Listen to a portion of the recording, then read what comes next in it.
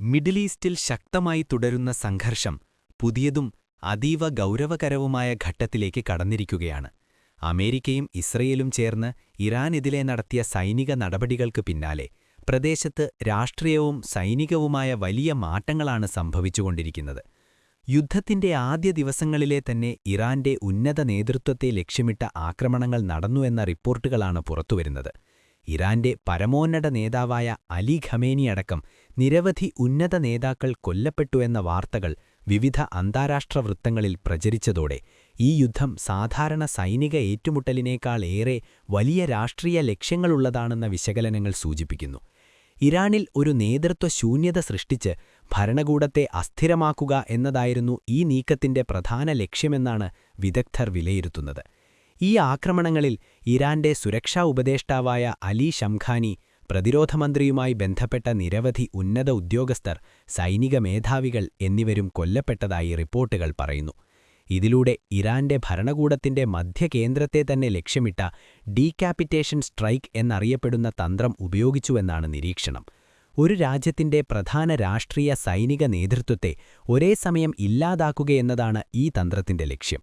അതിലൂടെ ഭരണസംവിധാനത്തിൽ ആശയക്കുഴപ്പം സൃഷ്ടിക്കുകയും എതിർശക്തികൾക്ക് അനുകൂലമായ ഒരു പുതിയ ഭരണകൂടം സ്ഥാപിക്കാനുള്ള സാഹചര്യമൊരുക്കുകയും ചെയ്യാം എന്നാണ് പാശ്ചാത്യ സൈനിക തന്ത്രങ്ങളിൽ പറയുന്നത്. എന്നാൽ ഈ നീക്കങ്ങൾ ഇറാനെ ദുർബലമാക്കുമെന്ന് ഉറപ്പില്ലെന്നാണ് പല വിശകലനങ്ങളും സൂചിപ്പിക്കുന്നത്.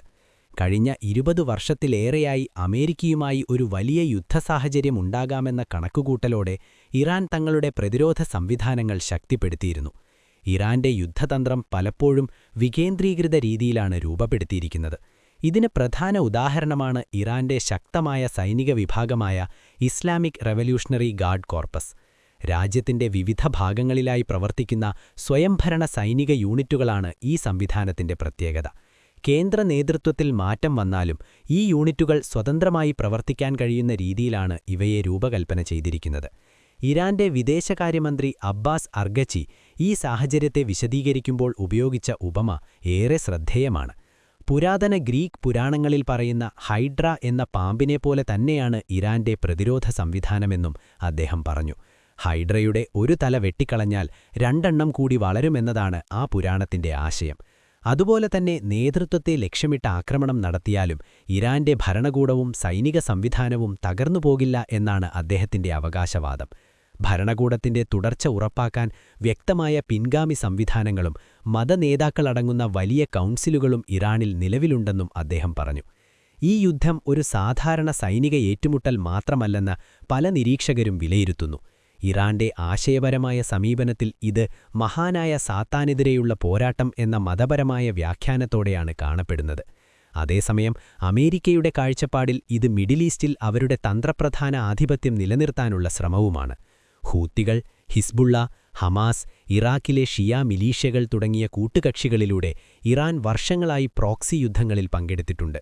ഇതിലൂടെ അമേരിക്കൻ സൈനിക തന്ത്രങ്ങളെക്കുറിച്ചുള്ള വലിയ പരിചയവും ഇറാന് ലഭിച്ചിട്ടുണ്ടെന്നാണ് വിദഗ്ധർ പറയുന്നത്. യുദ്ധത്തിന്റെ വ്യാപ്തി ഗൾഫ് മേഖലയിലേക്ക് വ്യാപിക്കാനുള്ള സാധ്യതയും ഉയരുന്നുണ്ട്. Saudi Arabia, UAE, Qatar, Bahrain എന്നിവയുൾപ്പെടുന്ന ഗൾഫ് കോർപ്പറേഷൻ കൗൺസിൽ രാജ്യങ്ങളുടെ നിർണായക ഊർജ്ജ അടിസ്ഥാന സൗകര്യങ്ങൾ ഇറാന്റെ ലക്ഷ്യങ്ങളിലൊന്നാകാമെന്ന ആശങ്ക ശക്തമാണ്. ഈ രാജ്യങ്ങൾ കടൽജല ശുദ്ധീകരണ പ്ലാന്റുകളെ ആശ്രയിച്ചാണ് കുടിവെള്ളത്തിന്റെ വലിയൊരു ഭാഗവും ലഭിക്കുന്നത്. ചില രാജ്യങ്ങളിൽ കുടിവെള്ളത്തിന്റെ 60 മുതൽ 90% വരെ ഇത്തരം പ്ലാന്റുകളിൽ നിന്നാണ് ലഭിക്കുന്നത്. ഈ സൗകര്യങ്ങൾ ആക്രമിക്കപ്പെട്ടാൽ അവിടത്തെ ജീവിതവും സമ്പദ്വ്യവസ്ഥയും താറുമാറാകാൻ സാധ്യതയുണ്ട്. ഗൾഫ് രാജ്യങ്ങളുടെ ഭക്ഷ്യവിതരണവും വലിയ തോതിൽ സമുദ്രമാർഗ്ഗങ്ങളിലാണ് ആശ്രയിക്കുന്നത്. പ്രത്യേകിച്ച് സൂയസ് കനാൽ, ബാബ് എൽ മന്ദീബ് കടലിടുക്ക്, ഹോർമൂസ് കടലിടുക്ക് എന്നിങ്ങനെ 3 പ്രധാന കടൽ ചോക്ക് പോയിന്റുകളിലൂടെയാണ് അവരുടെ ഇറക്കുമതികളുടെ വലിയൊരു ഭാഗവും നടക്കുന്നത്.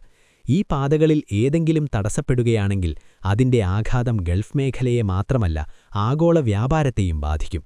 ഇതിന്റെ സാമ്പത്തിക പ്രതിഫലനം അമേരിക്കയിലേക്കും വ്യാപിക്കാമെന്നതാണ് മറ്റൊരു പ്രധാന ആശങ്ക. ഗൾഫ് രാജ്യങ്ങളിൽ നിന്നുള്ള വലിയ നിക്ഷേപങ്ങളാണ് അമേരിക്കയുടെ വ്യാവസായികവും അടിസ്ഥാന സൗകര്യമേഖലകളെയും പിന്തുണയ്ക്കുന്നത്. കൂടാതെ എണ്ണ വ്യാപാരത്തിൽ അമേരിക്കൻ ഡോളർ ഉപയോഗിക്കുന്ന പെട്രോ ഡോളർ സംവിധാനം ഡോളറിന് സ്ഥിരമായ ആഗോള ഡിമാൻഡ് സൃഷ്ടിക്കുകയും അമേരിക്കയ്ക്ക് കുറഞ്ഞ പലിശ നിരക്കിൽ വായ്പയെടുക്കാനും സാമ്പത്തിക ശക്തി നിലനിർത്താനും സഹായിക്കുന്ന ഘടകമാണ്. ഇന്നത്തെ അമേരിക്കൻ സമ്പദ്വ്യവസ്ഥയിൽ ആർട്ടിഫിഷ്യൽ ഇന്റലിജൻസ്, ഡേറ്റാ സെന്ററുകൾ, ഗവേഷണം, വികസനം തുടങ്ങിയ മേഖലകൾ പ്രധാന പങ്കുവഹിക്കുന്നു. ഈ മേഖലകളിൽ ഗൾഫ് രാജ്യങ്ങളുടെ നിക്ഷേപം വൻതോതിലാണ്.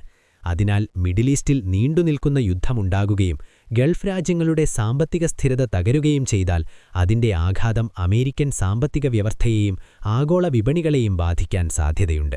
ഈ സാഹചര്യത്തിൽ മിഡിൽ ഈസ്റ്റിലെ ഇപ്പോഴത്തെ സംഘർഷം ഒരു പ്രാദേശിക യുദ്ധം മാത്രമല്ല, ലോകരാഷ്ട്രീയവും ഊർജ്ജ സുരക്ഷയും ആഗോള സമ്പദ്വ്യവസ്ഥയും ബന്ധപ്പെട്ട ഒരു വലിയ പ്രതിസന്ധിയായി മാറുകയാണ്. ഇറാനും അമേരിക്കയും തമ്മിലുള്ള ഈ ഏറ്റുമുട്ടൽ എത്രത്തോളം വ്യാപിക്കും, ഗൾഫ് മേഖല എത്രത്തോളം ബാധിക്കപ്പെടും, ലോക സമ്പദ്വ്യവസ്ഥയ്ക്ക് ഇതിന്റെ ദീർഘകാല പ്രതിഫലനം എന്തായിരിക്കും എന്ന ചോദ്യങ്ങളാണ് ഇപ്പോൾ അന്താരാഷ്ട്ര സമൂഹം ഉറ്റുനോക്കുന്നത്.